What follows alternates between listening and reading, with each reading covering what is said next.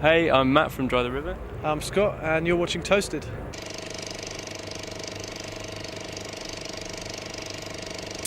Welcome to Lowlands. Oh, thank you very much. What a brilliant show.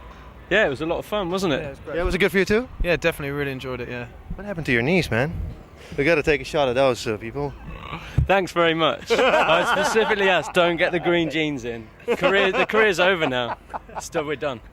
Did you lose your original jeans at Pukkelpop, or what happened? They blew right off. They flew off. Yeah, I was stood there 1 second and then they were just gone. You were pantless. Oh yeah, people loved it. They were going wild. Yeah, but you guys played there as well, right? We didn't actually get to play yesterday. No, we were waiting to go on, and our stage basically collapsed on the back. Did you witness that actually? Yeah, we were there watching it from the backstage. We were due to go on stage next, so we were backstage waiting to put our equipment on, and we watched it all go down. Saw the band running out with their instruments and just ran into the backstage, and then people just were running out, and then things started falling. It was pretty scary. It was crazy. It was really short amount. In 10 minutes, everything collapsed. Yeah. All day it was really warm, and it felt like a storm was coming, and then when it came, it was brutal. Yeah. It's not cool. Well, anyway, I'm glad you guys made it here. I noticed actually on your Twitter and on your Facebook side that you're actually lucky to be here because your bus broke down, or what happened? Yeah. Well, I wasn't here. I was in America, but Scott can tell us. Yeah, it was actually, luckily we weren't on the way to a show. It was just we happened to take the van to go and get dinner that night, and we were just driving out of traffic lights and just conked out completely. And after we called out the fixer guy, said it's probably could be the head gasket, so it's in a bit of trouble really. So luckily we hired a bus, the only available bus in the UK, I think, to because they were all already booked up. We had to go all the way to Oxford to go and pick it up, and then drove it back to. It's been an emotional week, hasn't it? We lost our van. I lost my trousers. Yeah, you get your green trousers. End of career. Nah, come on. Hey, talking about careers, you guys are skyrocketing. It's going really fast for you guys, right? I mean, I only know 6 songs, and the ones I saw live, and there's not even an album out yet?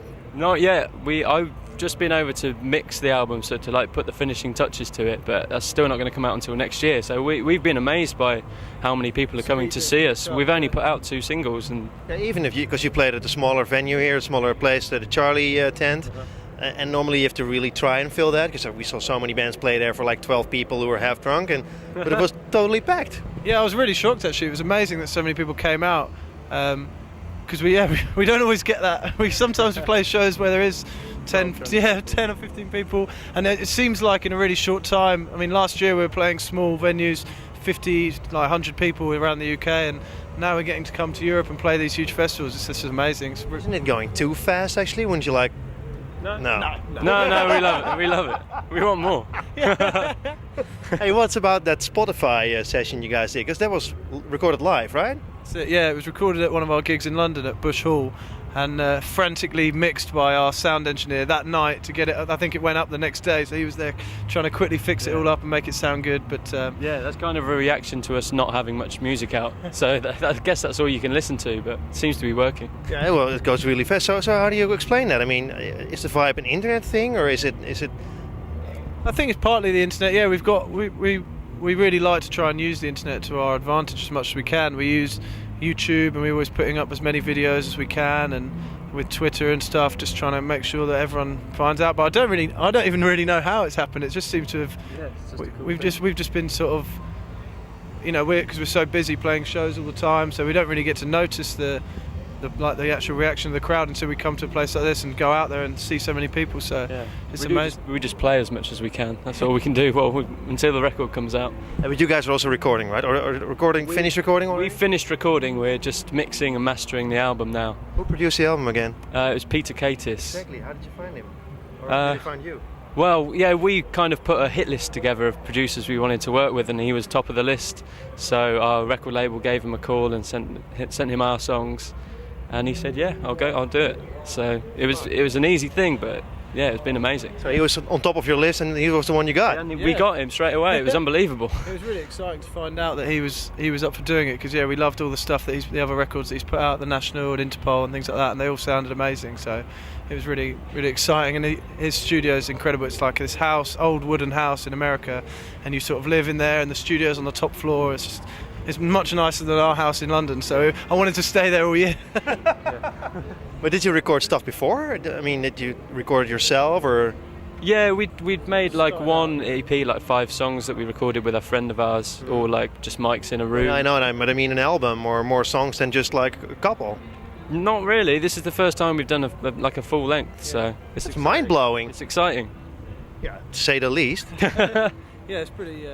I've always wanted to record an album. I've never, always putting out little EPs and singles and stuff. So it's amazing to actually get into some time in a studio to really do a full album. It was really. You guys are really good musicians as well. I mean, no, why are you laughing? that's debatable. That's debatable. You think that's really? Come on. We do our best. We do. Well, I beg to differ. That was a really good show. Really, you pulled it off. I mean, that sound was, even though it was a small tent, and normally the sound isn't that good, in the crowd it was really good, and your bass was really fat. Good, yeah, I hope so, yeah. I had it loud on stage, so all I could hear was bass, so I was happy. No, but you guys are all really good musicians. I like the way you play together. I mean, I love the violins, the way you also. He's a good musician. He's the only one who's good. And our drummer He is. as well. Yeah. Well, I mean, come on. How did you guys find each other? Because it's a big band, right? Yeah, it was a couple of years ago. We were all kind of in different bands and knew each other just from the music scene in the south of England. And Pete started to write some folk songs and kind of gave us each a call, didn't he, and brought us in. Yeah, we recorded that demo. Originally, he had these songs that he'd recorded, and he just wanted to record them with a backing band to sort of big the sound up a bit. So he knew us all vaguely, and like he knew the drummer from a band that they'd used to be in before, and the drummer knew me, so he gave me a call. We all went into the studio and recorded it, and it came out sounding really nice. We just thought it'd be a waste to just leave this as a recording project. We may as well go out and try and do some shows, and it sort of built from there. We just started playing more and more gigs, and then we all left our day jobs last year in November and went full time, and yeah, that's when It must have been an exciting time to quit your job, actually. I mean, what's the point when you say, I'm going to quit my job now?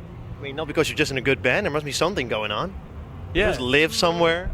Well, we signed to Transgressive at the end of last year, and that gave us the boost that we needed to just go out and play as many shows as we could, so we did it.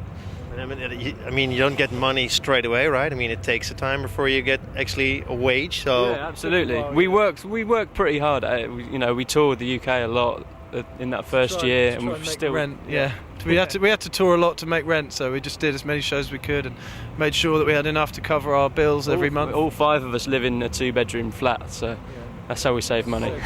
Yeah, it's because it sounds really romantic, but I mean, I can imagine that the start is just bloody awful. Yeah, you're about right. It's pretty cozy in our house, and it's pretty small. I've got my cat that lives there with us, and she's screaming and running around the place, meowing all the time, and 5 guys all piling in. It's pretty cozy at times, but pretty intense in there. Hey, where do you want to take this? Where do you want to go with this? Because I mean, it's taking off. I would say like a motherfucker, but I just want to be able to keep doing it. I mean, we absolutely love getting to play shows, especially at festivals like this. It's so much fun. So any way that we can keep playing and just still getting to do gigs and stuff, we're happy, really. I don't really mind where it goes, as long as we get to keep playing and having fun. Like, how do you make a buck as a musician nowadays, actually? You don't. Yeah, you don't. Living on a budget. Yeah, pretty much. Really? Yeah, you all live in the same house, and you make peanut butter sandwiches in the morning. And you take every bit of food and drink from every dressing room. You have to take everything, and you live off that. Hey, I love the video that I saw. You guys lying on the floor. Who did that one? No Rest. It's a guy called Corin Hardy. Yeah, it's an amazing video. We did it. He knows someone who owns a farm, and he was up in like a digger, like a JCB, with a camera over us. And it was about 10 o'clock at night when we got that freezing cold water poured over us. Really? It was horrendous. It was not fun.